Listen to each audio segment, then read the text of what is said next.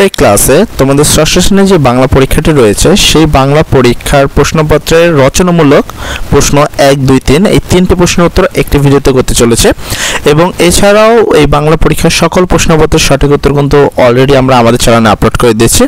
যারা সেই প্রশ্নের উত্তরগুলো চাচ্ছ তারা চলে যাও এই ভিডিও ডেসক্রিপশনে, সেখানে গেলে একটা প্লেলিস্টের লিঙ্ক পেয়ে যাবো তোমরা।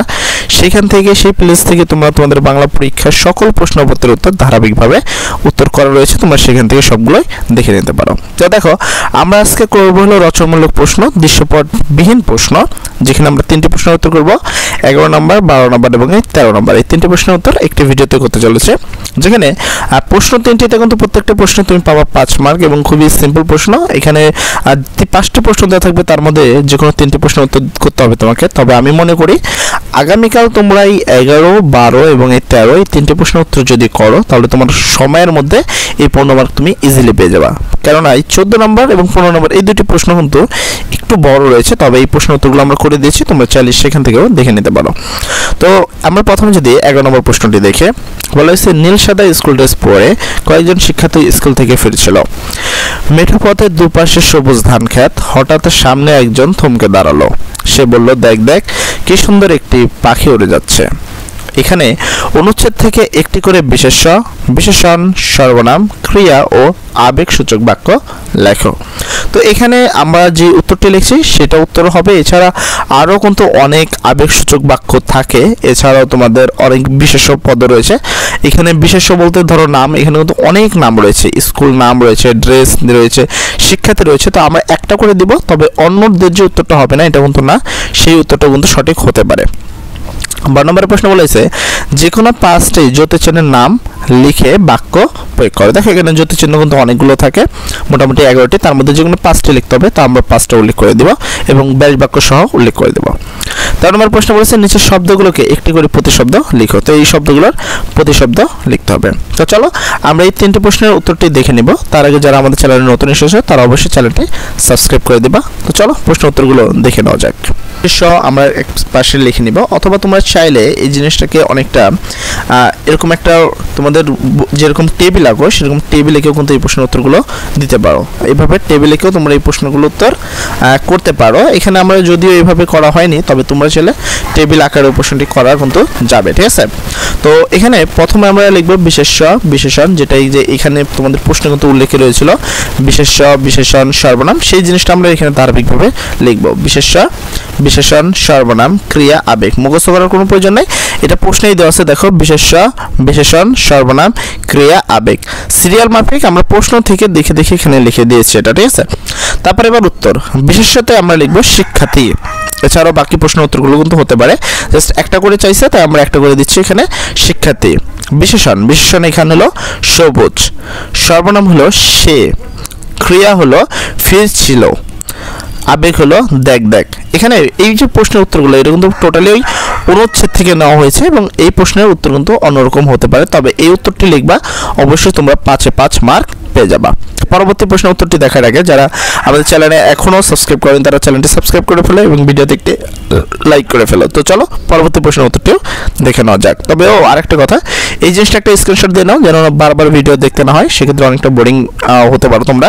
তো স্ক্রিনশট দিয়ে নিলে তোমাদের এই সুবিধা হবে। তো চলো পরের প্রশ্নের উত্তরটিও দেখে নেওয়া যাক। পরবর্তী প্রশ্ন ছিল যে কোনো 5টি জ্যোতিচিহ্নের নাম লিখে ব্যাস বাক্য দেখাও। সেক্ষেত্রে আমরা উত্তর লিখব যে কোনো 5টি জ্যোতিচিহ্নের নাম লিখে বাক্য প্রয়োগ করে নিচে দেখানো হয়েছিল। 1 নম্বর দাড়ি, 2 নম্বর কমা, 3 নম্বর সেমিকোলন, 4 নম্বর প্রশ্ন চিহ্ন, 5 নম্বর বিশেষ চিহ্ন। সেক্ষেত্রে আমরা প্রথমে লিখব নিচে এগুলোর বাক্য প্রয়োগ দেখানো হলো। 1 নম্বর হলো দাড়িতে আমরা লিখব নিচে, দাড়ির নিচে লিখবো আমাদের দেশের নাম বাংলাদেশ, এই যে দাড়ি ইউজ করা হয়েছে, ঠিক আছে। অবশ্যই তোমাকে এই দাড়িটা কিন্তু দিতে হবে, যেহেতু আমরা এখানে দাড়ির প্রয়োগটাই দেখাচ্ছি। তারপরে 2 নম্বর হলো কমা। তো কমাতে আমরা কি লিখবো 25শে মে শুক্রবার 2024 সাল। সেক্ষেত্রে আমরা কি 25শে মে জায়গায় একটা কমা দিব, শুক্রবারের জায়গায় একটা কমা দিব, দেন 2024-এর পর একটা দাঁড়িয়ে দিব। অবশ্যই এখানে এই কমাগুলো ইম্পর্টেন্ট, এই বিষয়টাকে কেউ ভুলো না। আবার কেউ জাস্ট এই লাইনটা লিখলেই কিন্তু হবে এমনটা না, তোমাকে এই কমা ব্যবহারটাই তা আসলে দেখাতে বলছে। তাই 24শে মে জায়গায় একটা কমা দিতে হবে, শুক্রবারের পরে অবশ্যই একটা কমা ইউজ করতে হবে, সেমিকোলনের পরে দাঁড়িয়ে। 2 নম্বরে বলেছে সেমিকোলন। সেমিকোলন মানে হলো তোমার এখানে দেখো আমরা সেখানে প্রশ্নটা লিখবো ভোর হয়েছে সেমিকোলন চিহ্ন দিয়ে লিখবো চলো হাঁটতে যাই দাঁড়িয়ে দিব। ঠিক আছে। 4 নাম্বার লিখবো প্রশ্ন চিহ্ন। প্রশ্ন চিহ্ন মানে যে কোনো বাক্য হতে পারে, আমরা এখানে একটা প্রশ্ন উল্লেখ করে দিচ্ছি, তবে প্রশ্ন কিন্তু ভিন্ন হতেই পারে, তাই না? সেক্ষেত্রে তোমার নাম কি, এই হলো একটা প্রশ্ন চিহ্ন। তারপর বিস্ময় চিহ্ন। বিস্ময় চিহ্নটা আমরা লিখবো বাহ সত্যই তুমি ভালো খেলেছো। এখানে ভাতে আমরা একটা বিস্ময় চিহ্ন দিতে পারি, আর খেলেছো তো একটা বিস্ময় চিহ্ন দিতে পারি। এই হলো তোমাদের 2 নম্বর প্রশ্নের সঠিক উত্তর। যদি বুঝতে কোনো সমস্যা হয় অবশ্যই কমেন্টে বলবা। ঠিক আছে। আর যদি তুমি উপকৃত হও তাহলে ভিডিওতে তাড়াতাড়ি একটি লাইক করে দাও, এবং যারা সাবস্ক্রাইব করতে ভুলে গেছো তারা তাড়াতাড়ি কিন্তু করে সাবস্ক্রাইব করে দাও। এবং চলো পরবর্তী প্রশ্নের উত্তরটি দেখে নেই। আনন, সিদ্ধ, হাত, অদ্রি বা বহি, এই যে লেখাগুলো রয়েছে এটাকে আমরা এখানে সিরিয়াল মাফিক লিখে দেবো। কেউ আবার হুবহু মুখস্থ করতে যাবো না।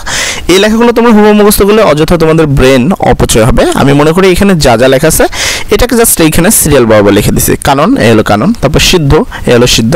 হাত, এ হলো হাত। তারপর হলো অদ্রি, এ হলো অদ্রি। তারপর বহি, এ হলো বহি। এরপরে এর প্রতিশব্দ। তো প্রতিশব্দটা আমরা এই পাশে লিখে দেবো। কাননের প্রতিশব্দ হলো অরণ্য, সিদ্ধর প্রতিশব্দ হলো সাগর, হাতের প্রতিশব্দ হলো হস্ত, অদ্রের প্রতিশব্দ হলো পর্বত, বহিতের প্রতিশব্দ হলো আগুন। এই হলো তোমাদের পরবর্তী রচনামূলক প্রশ্নের উত্তর।